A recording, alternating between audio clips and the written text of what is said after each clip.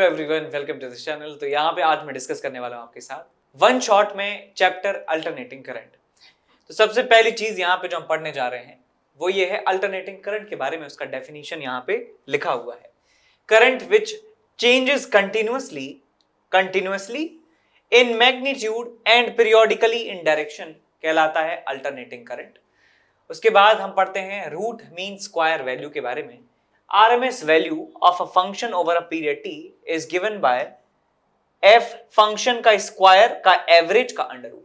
तो इसको आप ऐसे याद रख सकते हैं कि पहले हमें उस फंक्शन का स्क्वायर करना है, फिर उसके बाद हमें उसका मीन लेना है, मीन का मतलब है एवरेज लेना है, ठीक है, और उसके बाद उसका स्क्वायर रूट हमें लेना है। तो यहां पे फंक्शन हमारे पास दिया था, function f as a function as of time, इसका हमें स्क्वायर करना है और उसका हमें एवरेज लेना है, तो एवरेज लेने का तरीका क्या होता है, ये हमने एवरेज इसका ले लिया है 0 से लेके कैपिटल T, और उसके बाद इसका हमें करना है स्क्वायर रूट। तो ये हमें RMS वैल्यू मिल जाती है।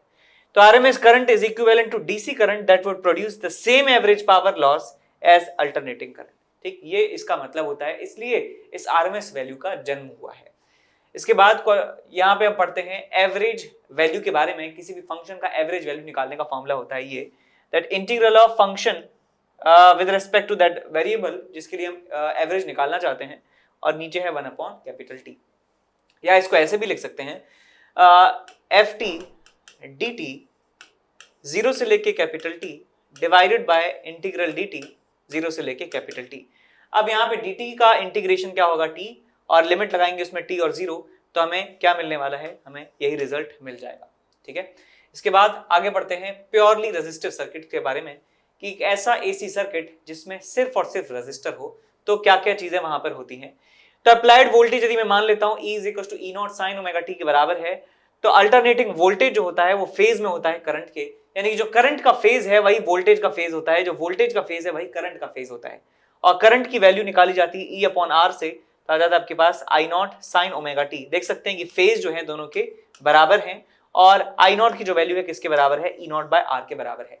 तो यहाँ पे ये वाली बात जो है आपको जरूर याद रखनी है कि यदि वोल्टेज ये है तो करंट होगा ये, और यहाँ पे I0 की मतलब है E0/R। और एवरेज वैल्यू ऑफ पावर निकालना चाहें कि एवरेज पावर कितना कंज्यूम हो रहा है, तो इसका आंसर होगा 1/2 I0² into R। I0 का मतलब क्या है, यहाँ पे peak value of current. I0 का मतलब क्या है, peak value of current, peak value of current. या इसको आप ऐसे भी लिख सकते हैं कि IRMS का स्क्वायर इंटू R के बराबर भी इसे लिखा जा सकता है, बिकॉज I0 का मतलब I0/√2 क्या होता है बेटा, I0/√2 होता है IRMS। ठीक है, तो I0 की वैल्यू को लिख सकता हूं क्या, √2 इंटू IRMS। I0 को लिख सकता हूं मैं √2 इंटू IRMS। तो ये जो वैल्यू है उसे आप रख दीजिए यहाँ पे, तो आपको ये वाला रिजल्ट मिल जाता है। ठीक है, तो आप ऐसे भी याद रख सकते हैं कि ये एवरेज पावर है वन साइकिल में, एवरेज पावर है वन साइकिल में, average power in one cycle. ठीक है, तो 99% केसेस में जब कहीं भी एवरेज वैल्यू कहीं लिखा जाएगा, average power, average voltage, average current, तो इसका मतलब ये होता है कि वो एक साइकिल के लिए एवरेज वैल्यू निकाली गई है। ठीक है, hello my dear students, I am Neeraj Kumar Chaudhary और फिजिक्स टीचर। बच्चों, एक बहुत ही इंपॉर्टेंट इन्फॉर्मेशन लेके आया हूं अगेन आपके लिए। Unacademy champions league is back again. फिर से अनअकैडमी चैंपियंस लीग का टेस्ट हो रहा है, जो कि 14th and 21st of November को होगा ग्रुप स्टेज पे, जिसमें 25 क्वेश्चन होंगे और 1 घंटे का एग्जाम होगा, 1 से 2 PM होगा। ठीक है बच्चों, और फाइनल्स होगा 28 नवंबर को, जिसमें 75 क्वेश्चन होंगे और 3 आवर्स का होगा, जो कि 1 to 4 PM होगा। और इसमें बच्चों बहुत अच्छे अच्छे अवार्ड्स हैं। ठीक है ना, ये आप जानते ही हो बहुत अच्छे तरीके से। 5 CR तक के आप इसमें अवार्ड्स जीत सकते हो, इतना बड़ा पूल है, तो चांसेस बहुत ज्यादा है। ठीक है बच्चों, और अगर इसमें आप अच्छी रैंक लाते हो ग्रुप स्टेज में, तो 1 से 10 पे आपको 20,000 का प्राइस है, और 100% स्कॉलरशिप है, यानी कि कोई भी सब्सक्रिप्शन लेते हो 100% ऑफ। ठीक है ना, 11 to 30 की रैंक आती है तो 10,000 और 50% इस पे ऑफ, और बाकी का भी आप देख सकते हो। और अगर आप फाइनल में रैंक लेके आते हो तो आपको 1 लाख का कैश प्राइज है और 100% स्कॉलरशिप है। ठीक है ना, ऊपर के टॉप 10 रैंकर्स को, यानी कि 1 से लेके 10 तक 100% स्कॉलरशिप है, और रैंक 1 को 1 लाख, 2 और 3 को 60, और 4 और 10 को 50,000 तक के प्राइस हैं। ठीक है बच्चों, तो बहुत ही बेहतरीन मौका है अच्छे अच्छे प्राइजेस जीतने का, ठीक है बच्चों। और ये है स्पेशल प्राइज वीक, यानी कि ये जो हफ्ता चल रहा है, अगर इस वीक में आप सब्सक्रिप्शन लेते हो तो आपको बहुत बड़ा डिस्काउंट मिल रहा है, ठीक है ना।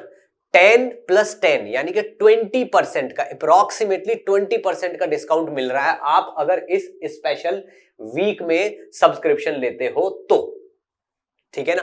किस तरीके से, अगर आप आइकॉनिक का सब्सक्रिप्शन लेते हो और तो मान लीजिए 1 लाख का अगर आपकी फीस है तो आपको बस 81,000 का पड़ेगा वो, यानी कि पूरे 19,000 यानी कि अप्रोक्सीमेटली 20% का आपको फायदा है।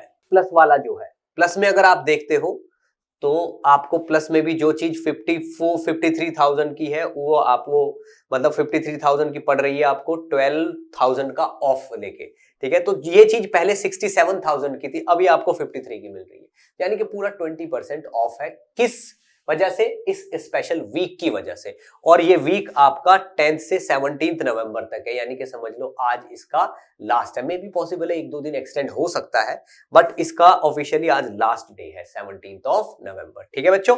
नेक्स्ट देखिए, all star crash course batch, ठीक है ना, 11th क्लास के स्टूडेंट्स के लिए, ठीक है ना, एक क्रैश कोर्स लॉन्च किया जा रहा है, ठीक है ना, 17 नवंबर से, ठीक है ना। 11th का सिलेबस 4 महीने में पूरा कर दिया जाएगा और जितने भी स्टार एजुकेटर हैं अनअकैडमी पे वो सब लोग इसमें आपको कुछ कुछ चैप्टर पढ़ाएंगे, ठीक है ना। ये देखिए सारे के सारे टॉप टीचर्स हैं, ये सब आपको कुछ कुछ पोर्शन पढ़ाएंगे और 11th का पूरा सिलेबस 4 महीने में कर देंगे पूरा, ठीक है ना। तो ये आपके लिए बहुत ही बेहतरीन मौका है, अगर आप किसी तरीके से कहीं पे चूक गए हैं कोई बैच ज्वाइन करने में, ठीक है, तो आप इससे भी अपना काम कर सकते हैं ताकि 12th क्लास में आते आते आप में और किसी रेगुलर स्टूडेंट में कोई डिफरेंस ना बचे, ठीक है बच्चों। और इसके बाद आता है ये IIT JEE मेगा कॉम्बैट, ये इंटीजर क्वेश्चंस का कॉम्बैट है, स्पेशली इंटीजर क्वेश्चंस का, ठीक है ना, जो कि 21 नवंबर को सुबह 11 बजे होगा।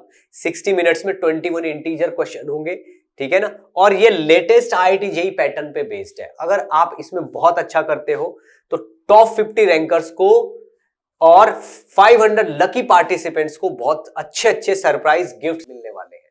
आप देखिए इसमें आईपैड मिनी है, सैमसंग टैब है, फिटबिट स्मार्ट वॉच है और ये JBL के हेडफोन्स हैं और Amazon के वाउचर्स हैं, ठीक है बच्चों। तो जितनी जल्दी हो सके उतनी जल्दी इसके लिए एनरोल कर दीजिए और मेरी तरफ से बेस्ट ऑफ लक।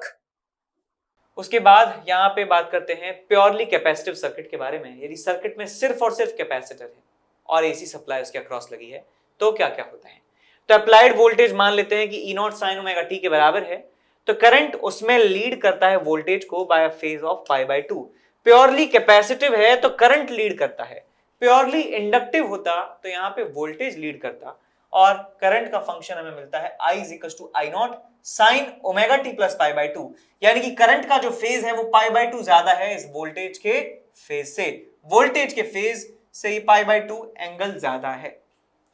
यहां पे I0 का मतलब होता है E0/XC और XC की वैल्यू 1/ωc लिख सकते हैं, तो आपको मिल जाता है ωc E0, XC की वैल्यू होती है 1/ωc के बराबर। इंस्टेंटेनियस पावर यदि आप निकालना चाहें तो इंस्टेंटेनियस पावर का फॉर्मूला होता है voltage into current, instantaneous voltage into instantaneous current. तो इंस्टेंटेनियस वोल्टेज और इंस्टेंटेनियस करंट को यदि मल्टीप्लाई कर देते हैं तो उसको सिंप्लीफाई करने पर आपको मिलता है रिजल्ट ये that E0 I0 sin 2ωt divided by 2, E0 I0/2 into sin 2ωt। और यदि बात करें एवरेज पावर की, एवरेज पावर यहां पे मिलता है हमें 0 के बराबर, कोई भी एवरेज पावर कंज्यूम यहां पर नहीं होती है। इसके बाद चलते हैं आगे प्योरली इंडक्टिव सर्किट में। प्योरली इंडक्टिव सर्किट का मतलब है कि यदि सिर्फ और सिर्फ इंडक्टर सर्किट में लगा हुआ है तो उसे प्योरली इंडक्टिव सर्किट कहा जाएगा। तो मान लेते हैं कि उसमें हमने अप्लाइड वोल्टेज लगाया है E0 sin ओमेगा t के बराबर, तो उसमें करंट लैग करता है behind the voltage by phase angle of π/2, यानी कि जो वोल्टेज का फेज है वो 90 डिग्री ज्यादा होगा करंट के फेज से, तो करंट की वैल्यू हमें मिलती है I = I0 sin omega t minus π/2 और करंट जो है रीच करता है मैक्सिमम वैल्यू पर later than voltage by 1/4 of time period, यानी कि t/4 टाइम के बाद करंट रीच करता है वोल्टेज को। वोल्टेज जो काम कर रहा है वो t/4 टाइम के बाद करंट करता है, इसलिए हम कहते हैं कि वोल्टेज लीड कर रहा है और करंट लैग कर रहा है। ठीक बात। जैसे आप ऐसे समझ लीजिए कि आप और आपका दोस्त है, ठीक है, तो आपका दोस्त जो है चीटिंग करते हुए पकड़ा जाता है कॉलेज में और उसको 1 साल के लिए बैक दे दिया जाता है, या 1 सेमेस्टर जो है, एक पूरा साल जो है उसको बैक लगा दिया कि यार तू अब दोबारा से 1 साल कंप्लीट करेगा। तो आप जब 3rd ईयर में आएंगे तो वो बेचारा 2nd ईयर में ही रह जाएगा, लेकिन आप स्टार्टिंग में तो भाई साथ में पढ़े थे, लेकिन अब वो 1 साल आपसे पीछे हो गया है। तो हम यहां कह सकते हैं कि सिचुएशन में कि आप जो काम कर रहे होंगे वो आपका दोस्त 1 साल के बाद कर रहा होगा, तो इसका मतलब आप फेज में ज्यादा हैं 1 साल से और आपका दोस्त 1 साल फेज में पीछे है। ये फेज का मतलब आप समझ गए होंगे कि फेज का मतलब ये है कि जो काम जो फेज में आगे है, लेट्स से यहाँ पे वोल्टेज आगे है, इंडक्टर सर्किट में वोल्टेज आगे है, तो वोल्टेज जो काम कर रहा होगा उसके बाद में करंट वो काम करना स्टार्ट करेगा, वो पाथ फॉलो करना स्टार्ट करेगा बाद में जो करंट है। फिर यहाँ पे आई नॉट जो है पीक वैल्यू ऑफ करंट होता है omega naught divide by XL, और एक्सएल की वैल्यू होती है ओमेगा इंटू एल के बराबर, एक्सएल की वैल्यू होती है ओमेगा इंटू एल के बराबर।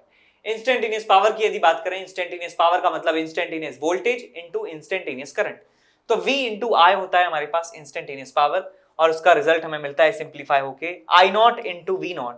वी नॉट का मतलब बेटा यहाँ पे यदि यहाँ पे Vm कहीं लिखा हो थ्योरी में तो इसका मतलब V नॉट होता है, या कह सकते हैं उसको E नॉट, या उसको कह सकते हैं EM, सब बात बराबर है।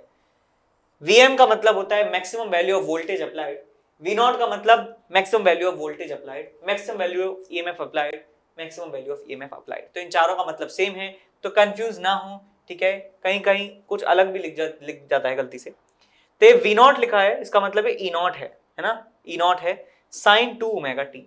एवरेज पावर की बात करें, एवरेज पावर का कंजम्पशन यहां पर भी 0 होने वाला है। एवरेज पावर जब मैं बोलता हूं तो इसका मतलब मैं एक साइकिल के लिए बात कर रहा हूं।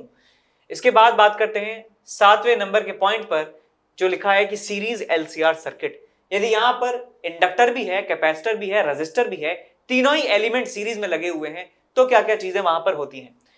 तो यदि मान लेता हूं कि करंट वहां पर वोल्टेज वहां पे E naught sine omega t है और करंट है I naught sine omega t minus five, यानी कि करंट यहां पे पीछे भी हो सकता है फेज में, करंट फेज में आगे भी हो सकता है, ठीक है। तो ये कैसे पता चलता है, तो यहां पे दिया हुआ है कि यदि एक्सएल की वैल्यू इंडक्टिव रिएक्टेंस ज्यादा है कैपेसिटिव रिएक्टेंस से, तो जो सर्किट का नेचर है वो इंडक्टिव टाइप का नेचर होता है, और इंडक्टिव टाइप के नेचर में क्या होगा बेटा कि वोल्टेज लीड करेगा। इसमें क्या होता है, वोल्टेज लीड करता है किसको, करंट को, बाय एंगल फाई। यदि एक्सएल छोटा है एक्सी से, इसका मतलब एक्सी ज्यादा है, सर्किट का नेचर कैपेसिटिव नेचर का होगा, सर्किट का नेचर होगा कैपेसिटिव, और कैपेसिटिव नेचर के सर्किट में करंट लीड करता है वोल्टेज से बाय सम एंगल फाई, और यदि दोनों बराबर हैं तो एक्सएल और एक्सी आपस में बराबर हैं, तो उस वाली स्टेट को रेजोनेंस कहा जाता है। और रेजोनेंस वाली केस में जो हमारा सर्किट है वो रेजिस्टिव नेचर से बिहेव करता है, दोनों ही सेम फेज में आ जाते हैं। I and V are in same phase, ठीक है। कोई भी लीड नहीं कर रहा है, कोई भी लैग नहीं कर रहा है, दोनों ही सेम फेज में होते हैं यदि एक्सएल की वैल्यू एक्सी के बराबर हो जाती है, और इस कंडीशन को रेजोनेंस कहा जाता है। आगे हम पढ़ेंगे इसके बारे में। तो हमें ये बात समझ में आई कि क्या क्या होगा, कौन लीड कौन लैग करेगा। तो यहाँ पे माइनस भी हो सकता है, यहाँ पे प्लस भी हो सकता है, तो आप चिंता ना करें। यहाँ पे जो आई नॉट है, आई नॉट की वैल्यू होती है ई नॉट बाय जेड, ये फॉर्मूला आपको याद होना चाहिए, और यही फॉर्मूला आप आरएमएस वैल्यू के लिए भी लिख सकते हैं, बिकॉज आरएमएस और पीक वोल्टेज में एक रिलेशन होता है। हम जानते हैं कि साइनोसॉइडल यदि करंट है, यदि आपका करंट और वोल्टेज ऐसा साइन का फंक्शन है, कॉस का फंक्शन है, तो ई आरएमएस की जो वैल्यू होती है वो होती है ई नॉट बाय रूट 2, ठीक है। आई आरएमएस की जो वैल्यू होती है वो होती है आई नॉट बाय रूट 2। तो जो फॉर्मूला आई नॉट के लिए है वही फॉर्मूला आरएमएस के लिए भी इस्तेमाल कर सकते हैं, जितने भी हमने फॉर्मूले अभी तक देखे हैं। जहां पे आई नॉट है, नॉट है, वहां पे आरएमएस लिखा जा सकता है, कोई भी अंतर फॉर्मूले पे नहीं पड़ेगा। तो यहाँ पे ई नॉट बाय जेड है, और जेड का मतलब है यहाँ पे इंपीडेंस, जेड का मतलब है इंपीडेंस, और इसका मतलब होता है R square plus X L minus XC का होल स्क्वायर। ये फॉर्मूला है, आप याद रख सकते हैं। और यहाँ पे क्या दिया है कि जो टोटल वोल्टेज हमने लगाया है, टोटल पीक वोल्टेज जो हमने लगाया है is equal to V R naught का square plus V C naught का square minus V L naught का स्क्वायर। यानी कि कैपेसिटर के अक्रॉस पीक वोल्टेज, इंडक्टर के अक्रॉस पीक वोल्टेज, के डिफरेंस का स्क्वायर और रेजिस्टेंस के अक्रॉस पीक वोल्टेज का स्क्वायर, ऐसे भी आप इसे लिख सकते हैं। फेज डिफरेंस जो हमारे पास वोल्टेज और करंट के बीच में एंगल होता है फाई, उस फाई को हम लिख सकते हैं ऐसे कि tan phi is equals to X L minus X C divide by R, और इसको ऐसे भी लिखा जा सकता है that cos phi is equal to r bye z, ऐसे भी लिखा जा सकता है। ठीक है, cos phi r bye z, tan phi XL minus XC by R, जैसे भी आप याद करना चाहें वैसे आप याद कर सकते हैं। इसके बाद इंपीडेंस एंड वोल्टेज ट्रायंगल के बारे में बात करी गई है। तो फेजर एक क्वांटिटी है जो रिप्रेजेंट करती है, एक पिक्टोरियल इमेज हमें दिखाती है किसी भी क्वांटिटी की जो ऑसिलेट कर रही है, जो एसएचएम कर रही है कोई क्वांटिटी, उसका पिक्टोरियल रिप्रेजेंटेशन इस रोटेटिंग वेक्टर से किया जाता है, और इस रोटेटिंग वेक्टर को क्या कहते हैं? फेजर कहते हैं। तो यहाँ पे हमारे पास इंपीडेंस ट्रायंगल है जो इंपीडेंस फेजर को दिखाता है। तो होता क्या है कि जो इंडक्टर का जो रिएक्टेंस होता है, इंडक्टिव रिएक्टेंस, उसे हम दिखाते हैं ऐसे XL। जो कैपेसिटेंस का रिएक्टेंस होता है वो दिखाते हैं ऐसे XC। जो रेजिस्टर होता है वो इन दोनों के परपेंडिकुलर होता है रेजिस्टेंस, इस तरीके से, इस पर्टिकुलर डायरेक्शन में ही जनरली दिखाया जाता है। अब इन तीनों वेक्टर्स का, एक वेक्टर है ऐसे, एक वेक्टर है ऐसे, एक वेक्टर है ऐसे, इन तीनों वेक्टर का जो समेशन होगा वो कहलाता है इंपीडेंस। जो इन तीनों वेक्टर्स का समेशन है वो कहलाता है इंपीडेंस। तो इनका समेशन कैसे करेंगे? ये दोनों जो वेक्टर हैं ये 180 डिग्री पे हैं, तो इसको लिखा जा सकता है ऐसे दैट XL माइनस XC, ये एक छोटा वेक्टर बन जाएगा इस डायरेक्शन में, और रेजिस्टेंस जो है इस तरीके से है। इन दोनों का जो रिजल्टेंट है वो हमें देने वाला है Z की वैल्यू। ठीक है, तो आप चाहे ऐसे सजा दीजिए चाहे इसको ऐसे सजा दीजिए, बात एक ही बराबर है। ये वाला जो एंगल है रेजिस्टेंस और इंपीडेंस का, ये कहलाता है फाई फेज एंगल। बिल्कुल सेम चीज जो है आप ये लिख सकते हैं वोल्टेज के लिए, कि वोल्टेज जो होता है इंडक्टर का वो VL लिखा जाता है ऐसे बनाया जाता है, एक वेक्टर से रिप्रेजेंट किया जाता है। जो कैपेसिटर के अक्रॉस वोल्टेज होता है वो इस तरीके से दिखाया जाता है, जो रेजिस्टेंस के अक्रॉस वोल्टेज है वो इस तरीके से दिखाया जाता है। तो इन तीनों वोल्टेजेस का जो टोटल समीशन है, वेक्टर समीशन है, वो अप्लाइड वोल्टेज के बराबर होता है। तो इनका समीशन आप करिए तो आपको मिलेगा यहाँ पे VL माइनस VC, और ये मिल जाएगा आपको VR। इन दोनों का समीशन आप यहाँ पे कर सकते हैं तो आपको मिल जाएगा ये टोटल वोल्टेज है, अप्लाइड वोल्टेज, और ये वाला जो एंगल है कहलाता है फाई के बराबर। ठीक, तो यहीं से ही इससे ही ये फॉर्मूला आता है हमारे पास कि ये वाला जो एंगल है tan phi is equals to this वाली क्वांटिटी डिवाइड बाय दिस वाली क्वांटिटी, दिस वाली लेंथ डिवाइड बाय दिस वाली लेंथ। दिस वाली length is XL minus XC, this वाली लेंथ इज R, और यहाँ पे भी देख सकते हैं ये वाली जो लेंथ है वो VL माइनस VC के बराबर है, और ये वाली जो लेंथ है VR के बराबर है। तो इनका जो रेशियो है ये जो है VC नॉट, यही कहलाता है आपके पास tan फाई की value. tan phi is phase difference कह सकते हैं वोल्टेज और करंट के बीच में, या कह सकते हैं XL R और Z के बीच में, या कह सकते हैं कि VR और V अप्लाइड के बीच में। इसके बाद आगे चलते हैं, पावर इन AC सर्किट की बात करते हैं। तो यदि एवरेज पावर आपको निकालनी है किसी AC सर्किट में तो उसका फॉर्मूला होता है VRMS या ERMS IRMS into cos phi, ये एक मेन फॉर्मूला है। उसके बाद ERMS को लिख सकता हूं मैं E0 बाई रूट 2, IRMS को लिख सकता हूं मैं I0 बाई रूट 2, तो वहां से हमें फॉर्मूला मिल जाता है E0 I0 by 2 cos phi के बराबर। तो ये दूसरा फॉर्मूला मिल गया। उसके बाद cos फाई जो है उसको मैं R बाई Z लिख सकता हूं, cos फाई को लिख सकता हूं मैं नहीं, cos फाई को कुछ मत लिखिए, आप यहां पे लिख सकते हैं कि V0 जो है उसे लिख सकते हैं I0 इंटू Z। तो हमें पावर वाले फॉर्मूले में ये वैल्यू रख दीजिए, E0 की वैल्यू या V0 की वैल्यू, तो आपको रिजल्ट मिल जाएगा ये IRMS का square into Z cos phi. This is the value of average power, और हम इसे इसमें भी कन्वर्ट कर सकते हैं। तो यहां से जो टेक अवे है वो क्या है कि आप एक तो ये वाला फॉर्मूला इस्तेमाल कीजिए, यदि आपको पीक वैल्यू दी है तो उससे RMS निकाल के रख दीजिए, आपको R और Z की वैल्यू दी है तो वहां से आप cos फाई निकाल दीजिए, cos फाई होता है R बाय Z के बराबर। ठीक है, याद रखिए cos फाई जो है R बाय Z के बराबर होता है, और I0 बाई रूट 2 होता है IRMS के बराबर, और ERMS की वैल्यू होती है हमारे पास E0 डिवाइडेड बाय रूट 2। ठीक है, याद रखिएगा। और एक टेक अवे और है इस फॉर्मूले से कि यदि सर्किट में रेजिस्टेंस जीरो है, तो कोई भी पावर वहां पे डिसिपेट नहीं होगी, रेजिस्टेंस ही पावर को डिसिपेट करवाता है यदि हम एवरेज की बात करें तो। इसके बाद यहाँ पे 9th पॉइंट हमारे पास है कि पावर फैक्टर के बारे में, कि पावर फैक्टर ये बताता है कि कौन सा जो एलिमेंट है, कौन सा जो सर्किट है वो कितना पावर जो है डिसिपेट करवाएगा ऑन एन एवरेज। तो पावर फैक्टर होता है cos फाई और उसकी वैल्यू होती है r बाई जेड के बराबर। z होता है इंपीडेंस, इंपीडेंस का फॉर्मूला होता है under root of XL minus XC का स्क्वायर प्लस आर का स्क्वायर, ये इंपीडेंस का फॉर्मूला होता है। तो प्योर रेजिस्टिव सर्किट में बताया है कि फाई की वैल्यू 0 होती है, cos फाई की वैल्यू 1 होती है, और प्योर इंडक्टिव सर्किट में ये वैल्यू होती है प्लस माइनस पाई बाई 2, और एलसीआर सर्किट में जब रेजोनेंस होता है तो एक्सएल की वैल्यू एक्सी के बराबर होती है, तो सर्किट जो है वो रेजिस्टिव बिहेव करता है। तो ये वाली कंडीशन फिर से आ जाती है रेजोनेंस के समय पर, ठीक है। आप इसके बाद जो इस छोटे छोटे क्वेश्चंस की वीडियो जो है वो जरूर आप देखिए, बिकॉज जितने भी निट्स एंड बिट्स आपके यहाँ पे बचे हुए हैं, डाउटफुल हैं, वो आपको वहां पे पूरे 100% जो है वहां पे कवर होने वाले हैं। तो वो वीडियो जो है मिस ना करें बिल्कुल। नोटिफिकेशन जो हमारा बेल नोटिफिकेशन आइकन है उसे दबा दीजिए, जिससे एग्जाम तक एटलीस्ट जितने भी वीडियोस आए वो आपको सबसे पहले आपको मिल जाए और आपका रिवीजन जो है वो सबसे पहले हो जाए। आप बिल्कुल चिल बैठें एग्जाम से 2 दिन पहले, ये मैं आशा करता हूं। उसके बाद 10 नंबर का पॉइंट है हमारे पास कि resonance in LCR series circuit. LCR series circuit का मतलब है कि जब L यानी कि इंडक्टर, C मतलब कैपेसिटर, R मतलब रेजिस्टर सीरीज में लगे हुए हैं सर्किट में, और एक अल्टरनेटिंग करंट की सप्लाई वहां पे लगाई गई है उन तीनों के अक्रॉस, तो जब पावर फैक्टर XL और XC के बराबर हो जाता है तो Z की वैल्यू R के बराबर हो जाती है। इस वाली स्टेट को हम कहते हैं रेजोनेंस।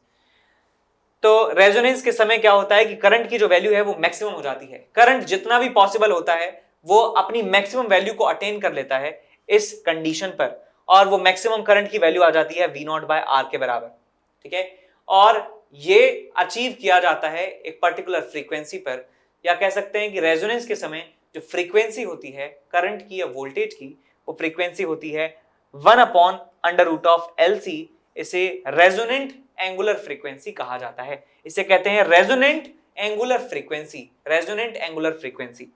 और एक और फ्रीक्वेंसी होता है जिसे रेजोनेंट फ्रीक्वेंसी कहते हैं, और उसका फॉर्मूला होता है 1/2π√LC। ये रेजोनेंट फ्रीक्वेंसी है, ये रेजोनेंट एंगुलर फ्रीक्वेंसी है। एक और हमारे पास क्वांटिटी होती है that is delta omega. Delta omega की वैल्यू होती है R/2L के बराबर। आप चाहें तो याद रख सकते हैं, आप चाहें तो इसे स्किप भी कर सकते हैं।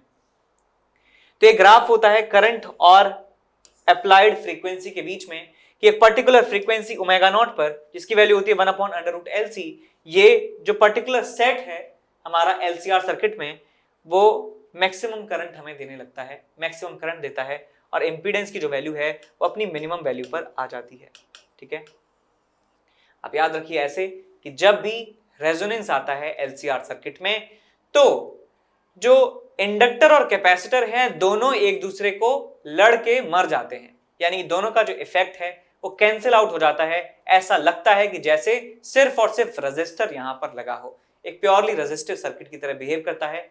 इंडक्टर कैपेसिटर को भूल जाइए जब भी आपको रेजोनेंस की कंडीशन दे रखी हो तो। उसके बाद बात करते हैं क्वालिटी फैक्टर की। तो क्वालिटी फैक्टर के बारे में लिखा है कि it is a measure of sharpness of resonance. जो रेजोनेंस है, ये वाला जो पीक है, ये कितना शार्प है, ठीक है। अभी इतना शार्प नहीं है, ये और भी ज्यादा शार्प है, और ये और भी ज्यादा शार्प है, ये बहुत कम शार्प है। तो इस शार्पनेस को बताता है क्वालिटी फैक्टर। सिर्फ हम क्वालिटी फैक्टर जान के बता सकते हैं कि ये कितना ज्यादा शार्प यहां पर रेजोनेंस बन रहा है। इसका फॉर्मूला होता है रेजोनेंट फ्रीक्वेंसी, यानी कि जिस फ्रीक्वेंसी पर रेजोनेंस होता है, ओमेगा नॉट, जिसका वैल्यू होता है 1/√LC divided by 2 delta omega divide by bandwidth, इसे कहते हैं। 2 डेल्टा ओमेगा का मतलब होता है बैंडविड्थ, और ये आता है किसके बराबर, ओमेगा नॉट L/R के बराबर। तो आप ये फॉर्मूला याद रखिए, रेजोनेंट फ्रीक्वेंसी अपॉन बैंडविड्थ, और ये याद रखिए ओमेगा नॉट L/R, ऐसे याद रख सकते हैं 1/ओमेगा नॉट RC के बराबर। और ये वाला फॉर्मूला भी आप याद करिए कि 1/R√L/C, ठीक है। वैसे सारे फॉर्मूले एक दूसरे के साथ रिलेटेड हैं, लेकिन आप टाइम बचाने के लिए इनको रट सकते हैं, याद रख सकते हैं, ठीक है। नहीं तो लॉजिक तो है कि आप ये सारे फॉर्मूले डिराइव तो कर ही सकते हैं, कोई भी फॉर्मूला आप डिराइव कर सकते हैं, ठीक है। तो यहाँ पे कुछ पॉइंट्स लिखे हैं क्वालिटी फैक्टर के बारे में कि resonance circuits are used in tuning mechanism of radio और टीवी सेट। रेडियो और टीवी सेट को ट्यून करने के लिए इस वाले सर्किट का इस्तेमाल किया जाता है। Resonance phenomena is exhibited by a circuit having both L and C present in the circuit. If resonance is not sharp, maximum current is less, and the circuit is close to resonance for a larger range of delta omega of frequencies, and tuning of the circuit will not be good. For good quality, L be large and R be low. तो हमें अच्छा quality factor यदि चाहिए तो हमें उसका inductance जो है वो लार्ज करना होगा और रेजिस्टेंस उसका कम करना होगा। L की वैल्यू लार्ज और रेजिस्टेंस की वैल्यू कम करनी पड़ती है। उसके बाद हम पढ़ते हैं LC ऑसिलेशंस के बारे में। तो यदि आपके पास एक चार्ज कैपेसिटर है और उसको आपने जोड़ दिया उसको एक इंडक्टर के साथ, तो होता क्या है कि जो चार्ज होता है इस कैपेसिटर पर वो ऑसिलेट होता है। ऑसिलेट होने का मतलब है कि वो पहले यहाँ पे जो था चार्ज जो था पहले, वो चार्ज यहाँ पे धीरे धीरे घटता है और फिर वापस से धीरे धीरे बढ़ने लगता है। तो चार्ज का लगातार घटना पीरियोडिकली और पीरियोडिकली फिर बढ़ना, तो ये चार्ज का ऑसिलेशन यहाँ पे होता रहता है और एनर्जी जो पहले यहाँ पे इलेक्ट्रिकल फॉर्म में थी वो मैग्नेटिक फॉर्म में कन्वर्ट हो जाती है और मैग्नेटिक फॉर्म में जो एनर्जी है वो इलेक्ट्रिकल फॉर्म में स्टोर हो जाती है। तो यहाँ पे एक डिफरेंशियल इक्वेशन है जो इसको रिप्रेजेंट करती है d2q by dt2 plus q by lc is equal to 0। इसको आप ऐसे याद करिए, ये ऐसा लिखा हुआ है d2q by dt2 plus q by lc is equal to 0। तो आप यदि कॉन्सेप्ट वाली वीडियोस देखेंगे इस सीरीज में तो आपको डेरिवेशन भी मिल जाएगा कि ये वाली इक्वेशन आती कैसे है। इन केस यदि आप भूल जाएं तो आप याद भी समझ भी सकते हैं कि कैसे इस इक्वेशन को लाया जाता है। बहुत आसान है, किरचॉफ्स वोल्टेज लॉ की सहायता से इसको डिराइव किया जाता है। तो कॉन्सेप्ट बेस्ड जो क्वेश्चंस हैं वो वाली वीडियो जरूर चेकआउट कीजिए, उसमें आपको आपका आंसर मिल जाएगा। और भी जो तरीके हैं सवालों को सॉल्व करने के, इससे रिलेटेड सवालों को सॉल्व करने के, वो भी उस वीडियो में आपको मिलने वाले हैं।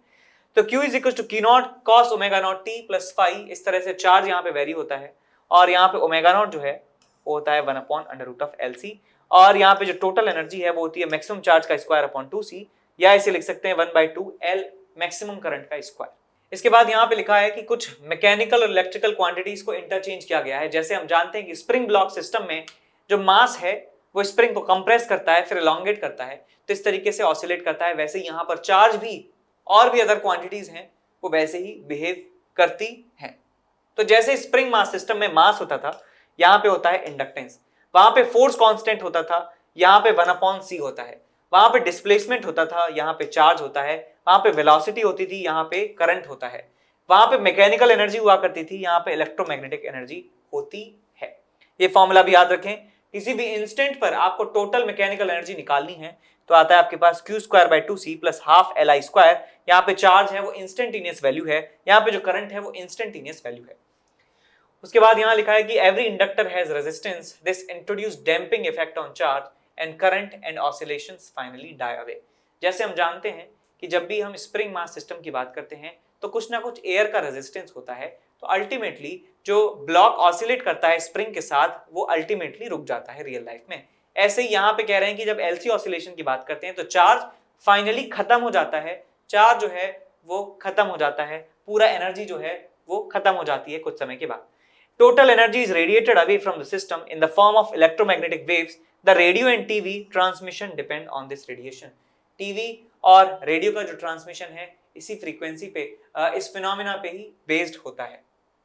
इसके बाद बात करते हैं ट्रांसफार्मर की।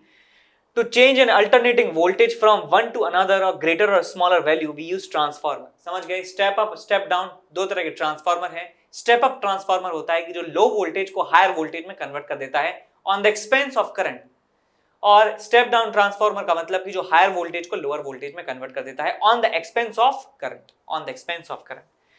तो ट्रांसफार्मर के दो कॉइल्स के सेट होते हैं, इसको प्राइमरी कॉइल कहा जाता है, इसको सेकेंडरी कॉइल कहा जाता है, इंसुलेटेड फ्रॉम ईच अदर, दोनों एक दूसरे से कोई भी इलेक्ट्रिकल कनेक्शन उनका नहीं है। It works on mutual induction principal.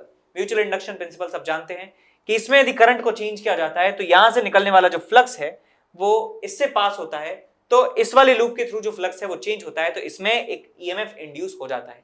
तो इसमें करंट चेंज करने से इसमें EMF इंड्यूस होता है। इस प्रिंसिपल पर ये ट्रांसफार्मर काम करता है। और यहाँ पे एक फॉर्मूला काफी इंपॉर्टेंट है, ये एक आइडियल ट्रांसफार्मर के लिए फॉर्मूला होता है। आइडियल ट्रांसफार्मर के लिए formula EP/ES is equal to NP/NS and is equal to IS/IP is equal to constant. एक फॉर्मूला होता है एफिशिएंसी के लिए, एफिशिएंसी होती है eta is equal to Pout/Pin या ES/IS, वोल्टेज सेकेंडरी कॉइल में, करंट सेकेंडरी कॉइल में, divide by voltage primary coil में, करंट प्राइमरी कॉइल में, इसके बराबर होता है एफिशिएंसी। और एफिशिएंसी में 100 से मल्टीप्लाई कर देंगे तो परसेंटेज एफिशिएंसी आपको मिल जाती है। उसके बाद यहाँ पे step up step down transformer के बारे में लिखा हुआ है कि number of turns in primary binding is lesser then in secondary binding, number of turns in secondary binding is less than primary binding. तो अब इस डायग्राम को देख के बताइए कि ये कौन से टाइप का ट्रांसफार्मर है, कमेंट में लिख के बताइए। कमेंट में लिख के बताइए कि ये जो डायग्राम दिखाया हुआ है ये कौन से टाइप का ट्रांसफार्मर है, स्टेप अप है या स्टेप डाउन है। तो इनकी यहाँ पे खास बात लिखी हुई है कि इसमें क्या क्या होता है। उसके बाद यहाँ लिखा है कि output voltage of transformer is out of phase with input. तो जो इनपुट हमारे पास वोल्टेज है वो आउट ऑफ फेज होता है आउटपुट से, input output out of phase. Energy loss जो होती है ट्रांसफार्मर में 4 कारणों की वजह से होती है। फ्लक्स का लीकेज, तो ये जो हमारे पास ये दिख रही है आपको, ये फ्रेम जो दिख रहा है इसमें से फ्लक्स लीक होता है। मैग्नेटिक फील्ड जो है वो बाहर लीक होता है, तो वहां से एक लॉस होता है। रेजिस्टेंस ऑफ बाइंडिंग, जो यहाँ पे तार बंधा हुआ है दोनों बाइंडिंग्स में, उसमें रेजिस्टेंस की वजह से कुछ लॉस होता है। Eddy currents, eddy currents develop हो जाते हैं इस कोर में, मटेरियल की कोर में यहाँ पे करंट डेवलप हो जाते हैं और इन करंट की वजह से हीट की फॉर्म में लॉस होता है। और हमारे पास लास्ट है हिस्ट्रेसिस लॉस। हिस्ट्रेसिस लॉस क्या होता है? हिस्ट्रेसिस लॉस ये होता है कि जब यहाँ पे मैग्नेटिक फील्ड डेवलप हम करते हैं तो ये जो मटेरियल है सॉफ्ट आयरन कोर है, इसका मैग्नेटाइजेशन डीमैग्नेटाइजेशन होता है। तो मैग्नेटाइजेशन डीमैग्नेटाइजेशन लगातार जब हम करते हैं तो हीट की फॉर्म में एनर्जी जो है निकल जाती है, ठीक। तो उसकी वजह से भी लॉस होता है एनर्जी का।